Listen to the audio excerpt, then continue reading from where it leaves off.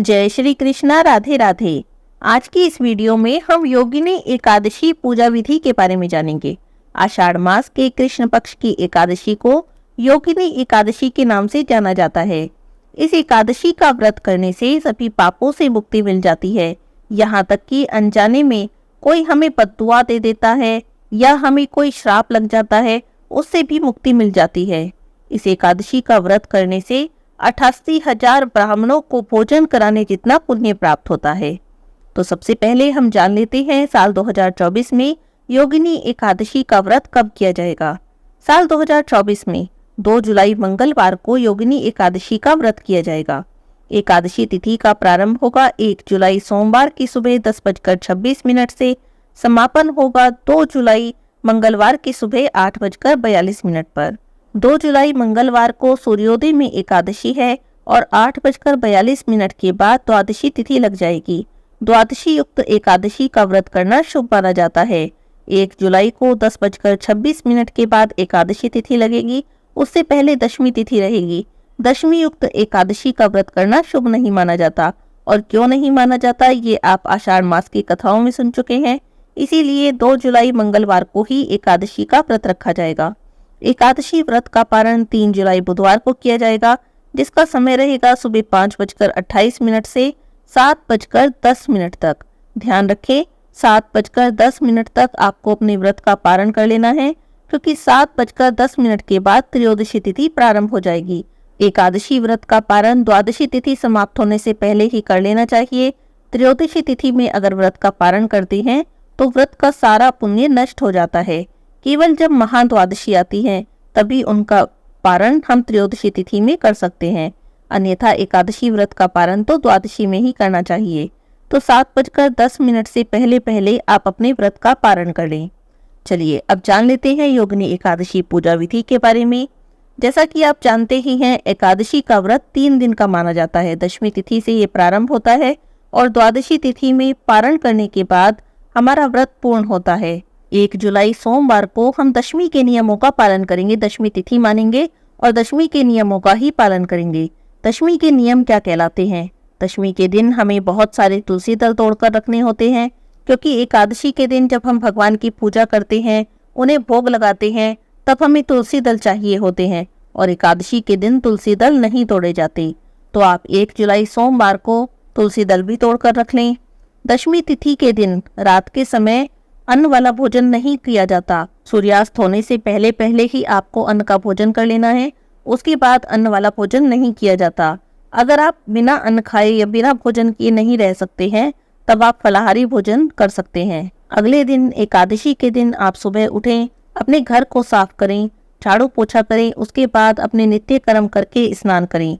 ध्यान रखें, एकादशी के दिन जब आप स्नान कर रहे हैं तब अपने नहाने के पानी में थोड़ा सा गंगा जल या आंवले का रस आप जरूर डालें, या फिर आप तुलसी की जो मिट्टी होती है, जहाँ पर आपका तुलसी का गमला है, वहां से आप थोड़ी सी जड़ से मिट्टी उठा लें, वो आप डालकर स्नान करें। अगर आप इनमें से कुछ भी काम नहीं कर सकते हैं तो नहाते समय माता गंगा का ध्यान करके स्नान करें।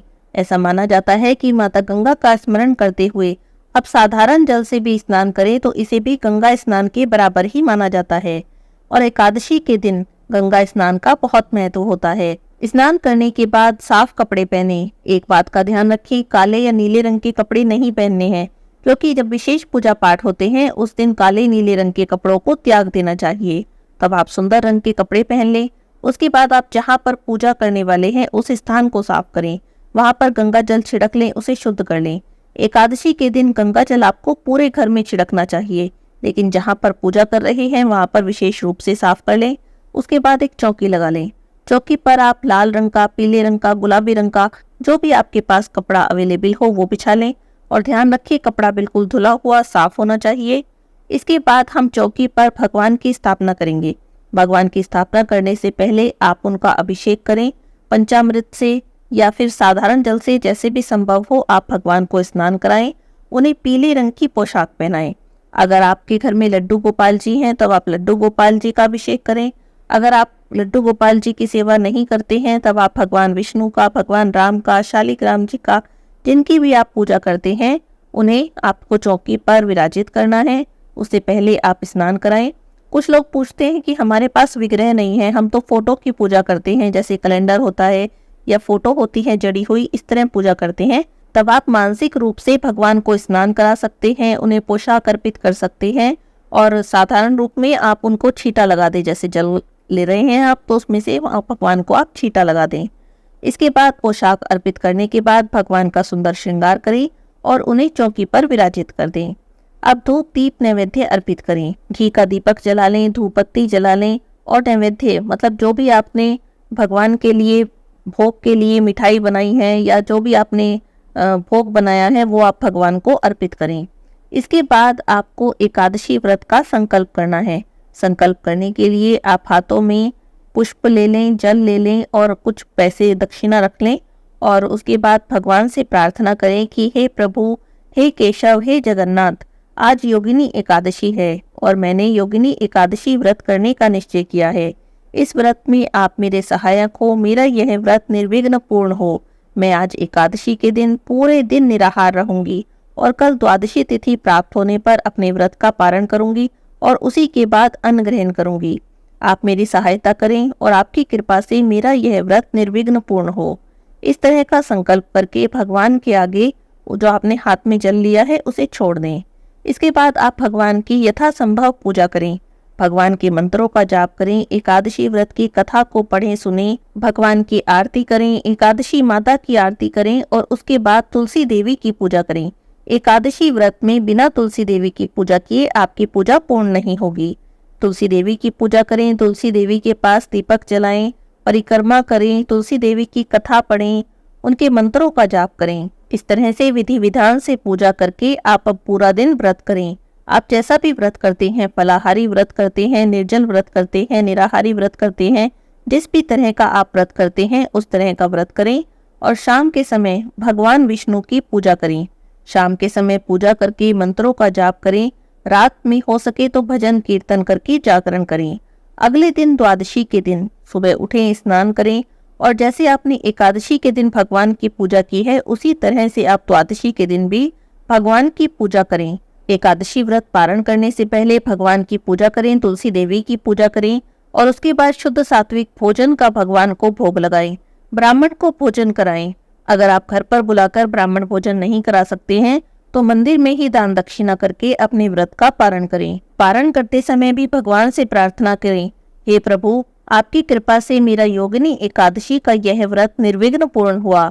आप मेरे पिछले 7 जन्मों के सभी पापों को नष्ट करें। आपकी कृपा और भक्ति मुझे प्राप्त हो। और ऐसी भगवान से प्रार्थना करके अपने एकादशी व्रत का पारण करें। साल 2024 में 3 जुलाई बुधवार को एकादशी व्रत का पारण किया जाएगा और इसी दिन प्रदोष व्रत भी रहेगा। अगर आप प्रदोष व्रत करते हैं और आपको एकादशी व्रत का पारण भी करना है तो ऐसे में आप अन्न खाकर पारण बिल्कुल भी ना करें।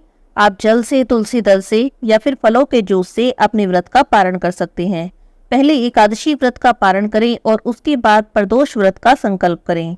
इस तरह से विधि विधान से जो कोई भी योगिनी एकादशी का व्रत करता है, भगवान विष्णु की कृपा से उसके सभी संकट दूर हो जाते हैं और उसकी सभी मनोकामनाओं की पूर्ति होती है। बोलिए विष्णु भगवान की जय हो।